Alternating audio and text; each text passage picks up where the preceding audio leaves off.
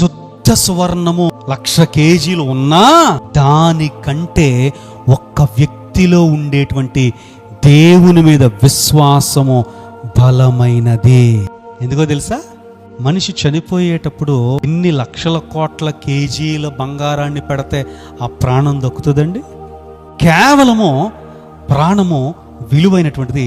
ఆ ప్రాణము కలిగి ఉన్న విశ్వాసము మరింత విలువైనటువంటిది. విశ్వాసం అనేటువంటిది అంతకంటే గొప్పది.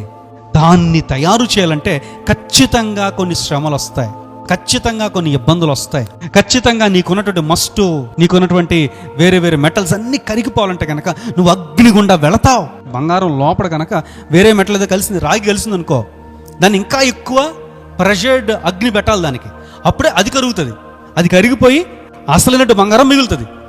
నీలో కూడా ఎంత మస్టు ఉంటే, నీలో కూడా దేవునికి అయిష్టమైనటువంటివి ఎన్ని ఉంటే వాటన్నిటినీ కరిగించడం కోసం నిన్ను కూడా అగ్ని పరీక్షల గుండా దేవుడు తీసుకుని వెళతాడు. నిన్నేదో శిక్షించడానికి కాదు, అది శిక్ష కాదు, అది శిక్షణ. హల్లెలూయా. ఈ శిక్షణంతా అయిపోయిన తర్వాత అప్పుడు నీవు శుద్ధ సువర్ణము కంటే విలువైన విశ్వాసిగా తయారవుతావు.